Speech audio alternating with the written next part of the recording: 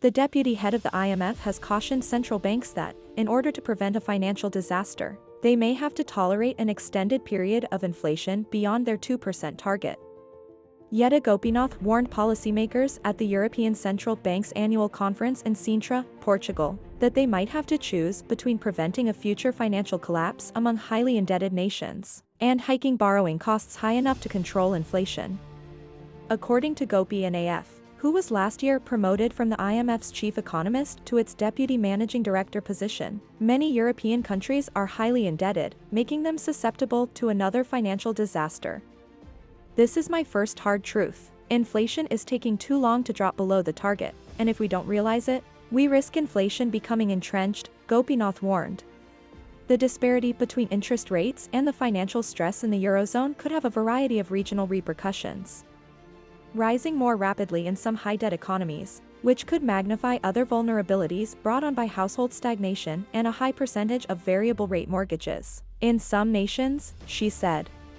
In her address, Gopinath recommended that other central banks, including the ECB, be ready to move quickly in response to indications of persistent inflation, even if doing so results in further cooling and tighter labor markets.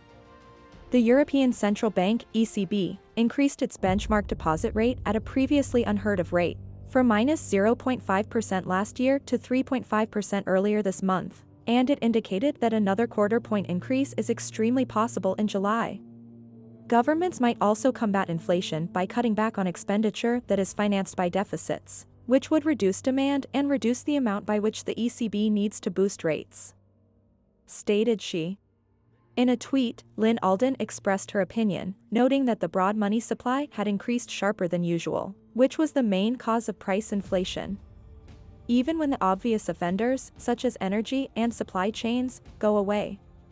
The current focus of policymakers is on wage increases, which are simply trying to stay up with inflation while falling behind.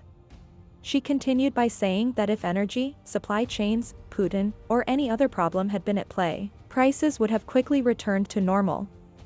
We should start by looking in the obvious area, which is an increase in the money supply, since this hasn't happened. In light of the story on the Union Fury's reporting of the Sonic's proposal, she too reconsidered her position. Unions have reportedly voiced indignation over claims that the Prime Minister planned to halt wage rises in the public sector, because he is worried about raising UK inflation, which is still higher than that of other major nations. The Times said that Rishi Sunak could disapprove of suggestions from the independent payer review bodies, if he finds them to be costly due to worries that they might trigger a spiraling wage price. Union officials have expressed concern about the potential action, stating that overriding the recommendations would have serious implications for future labor relations, and that playing politics with working people's wages would jeopardize everyone's future. The General Secretary of the Trades Union Congress, Paul Nowick, suggested that instead of blaming employees who struggle to put food on the table or go to work in their automobiles, ministers should concentrate on a solid strategy for sustainable growth and rising living standards. Junior doctors are scheduled to go on strike in England for 5 days in July, the longest such stoppage in the history of the NHS, in what is believed to be the most recent form of public sector industrial action. On July 5th and 7th, teachers are planning new strikes. It was the 13th increase in more than 18 months when the Bank of England last Thursday raised interest rates from 4.5% to 5%. UK home bills have increased more than any other in the G7, and inflation there is still persistently high at 8.7%. Rates on mortgages are at their highest point since the financial crisis of 2008, at present. In a statement in response to claims, the General Secretary of the Teachers' Union, NASUT, warned that if Gillian Keaton disregarded the pay review body process, she would expose her even greater disdain for the teaching profession and indifference for the education of children. In a later tweet about the Bundesbank saga, Lyn Alden added that central banks themselves often have significant holes in their portfolios as a result of their decisions regarding both investment strategy and monetary policy. She used a derogatory meme to highlight the outrageousness of the ACT. The European Central Bank's bond buying program may result in losses that the Bundesbank will need to pay with a bailout, according to a warning from Germany's Federal Audit Office. This may put a wrench in the ECB's future plans to implement similar programs. In Germany, the practice of quantitative easing, the massive acquisition of bonds, to cut borrowing costs, has long been debatable. In 2015, when the central bank of the Eurozone started buying bonds, the Bundesbank advocated against it, but it was rejected by the ECB. A replication of the program is probably going to be more challenging in light of the Audit Office's criticisms, especially given that some economists believe QE is to blame for the recent inflationary wave. The Bundesbank revealed in March that it had been hammered by his bond holdings to the tune of €1 billion, as it struggled with the effects of rising interest rates. Even though it denied needing government assistance, it also warned that more losses would deplete its remaining financial reserves. The Audit Office study criticizes the European Central Bank's (ECB) public sector purchase program, which involves the bank acquiring sovereign bonds from Eurozone nations totaling €2.7 trillion and was introduced in 2015. Under the program, the Bundesbank purchased German government debt for €666 billion before it stopped adding to its stock of bonds last year. The size of the purchases, along with the ECB's sub-zero interest rates, drove up the price of the bonds, causing many of them to yield negative rates. As a result, the Bundesbank is now being squeezed by the widening difference between the interest it pays to commercial banks on their deposits and what it earns on the bonds. According to the Bundesbank's March statement, losses in subsequent years will likely exceed its remaining €19.2 billion in provisions and €2.5 billion in capital.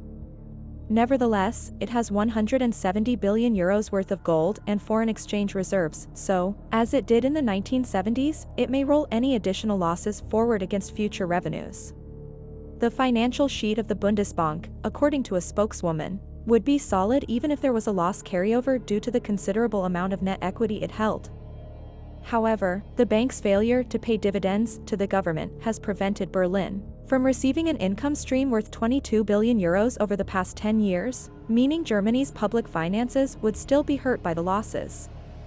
According to the bank, it would be a while before dividend payments started up again.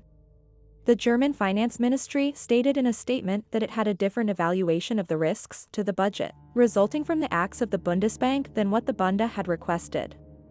The ministry said that the government thought it was extremely improbable that losses from the Bundesbank's monetary policy operations would place a pressure on the federal budget. In a decision that cast doubt on the PSPP strategy in 2020, Germany's constitutional court stunned European capitals by finding that the German government and the EU's top judges had not thoroughly examined the program. When the ECB provided a proportionality analysis to support its bond buying in response to the Karlsruhe judge's request, it was backed by the German government and the Bundesbank, which ended the dispute. With relation to the fiscal dominance and the "what if I told you that you loosen policy" meme were the only two words and memes that the CNBC interview with Lyn and Alden used to quote the article. A graph that illustrates the escalating deficits caused by the divergence of spending from revenue. Alden also retweeted Michael Saylor's tweet about Bitcoin, adding to the list of financial firms investigating the digital currency, which now includes Spain's largest bank.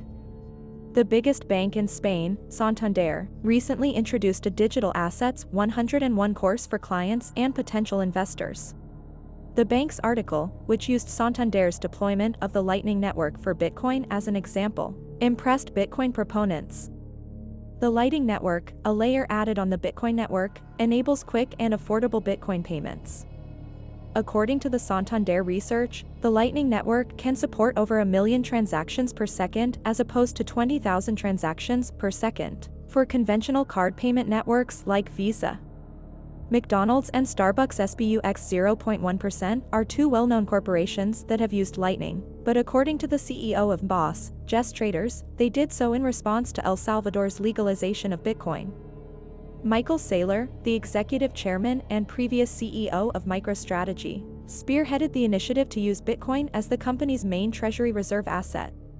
Since then, MicroStrategy has declared its intention to provide enterprise-leading infrastructure and solutions in 2023. The Lightning Network is a promising technology that may be able to assist Bitcoin overcome some of its problems, including scalability and efficiency. It might make Bitcoin more usable for micropayments and more accessible to a larger range of consumers. The Lightning Network is expected to become a more popular and well-liked method of payment as it develops. With the several EFT applications, the upbeat price movement, and Santander's fresh interest, it's been quite a month for Bitcoin. This change in attitudes regarding Bitcoin could be a sign of rising institutional interest. A signal that the volatile Bitcoin market's wheels are once more turning.